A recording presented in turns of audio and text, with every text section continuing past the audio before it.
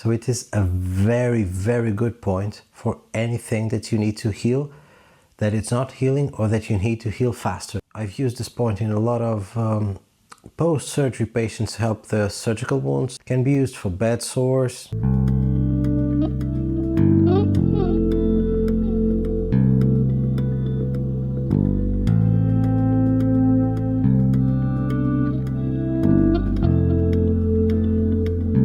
Hi and welcome back to the channel. Again, as you can see, I'm filming from another hotel room because I'm outside of Porto teaching a class. This class is actually in Portugal, but in another city called Leiria.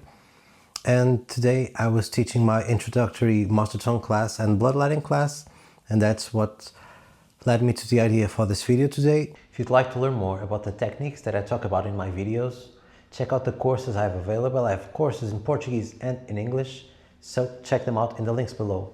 In these courses I teach the balanced method to treat pain. This is a technique where you get instant relief in most pain cases.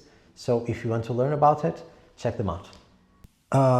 Since we're talking about my classes, if you want to do in-person classes with me, there are still openings for my class in Dublin starting next month. So if you're seeing this video as it comes out, there's still a chance for you to sign up, so you can check out the contacts that I have at the end of the video, or just send me a message or leave a comment on YouTube, because there are still places in our class in Dublin. Today I was teaching the bloodletting portion of the course, and I remember the Master Tung point. That's an amazing point, that's always very interesting, and so I decided to talk to you about the point 11.26 or Zhi Wu. This point can be translated as something like control dirt, and it's an amazing point to heal wounds. This point can be used to treat open wounds, wounds that won't heal, surgical wounds. It's a very powerful point. It's also a great point to help with tumors and unwanted growths. So you can use it in cancer, even in other kinds of tumors that are not cancerous. This point, as you can see here, is located in the hand. It's in the thumb, and it's actually a set of 3 points located very close to each other. The point has the shunjing of the kidney and the spleen, so you can easily see why it can treat wounds. As you know, spleen can control the muscle and the regeneration of the muscle, and the kidney controls the yin. So we need our yin to be strong in order to rebuild the tissue that has been damaged in a wound. Traditionally, this point was used for wounds that were leaking pus, but it can be used for any kind of wound that won't heal. So as I said, surgical wounds can be used for bed sores. So it is a very, very good point for anything that you need to heal, that it's not healing or that you need to heal faster. I've used this point in a lot of post-surgery patients to help the surgical wounds heal. You can even use this point to treat repeated ear infections, because you can think of the repetition ear infection as a wound that won't heal inside your ear. So this point can also be used for that. The point can be used for anywhere in the body, but it's particularly effective for problems in the head, because the hand is an image of the head. If you remember, you can use it like a sock puppet, the same thing as the balance method, where your hand will represent the head, then neck, then the torso. So the point is used in general for healing wounds, but it's particularly indicated for wounds in the face and the head. So ear infections, it's a great application. This point can be needled, so you can needle the 3 points individually, or you can thread the needle through all of the points.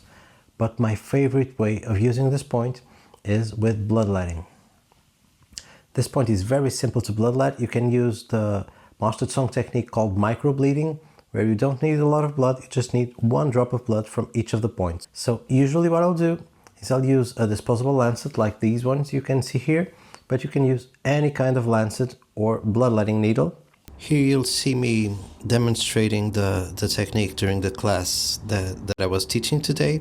First important caveat, I should be wearing gloves during the whole process, and as you can see I started without gloves because I was demonstrating other points and then decided to show this and just put the gloves in the end of the video when there was actually blood in the hand of the patient, but you should be wearing gloves for the full process.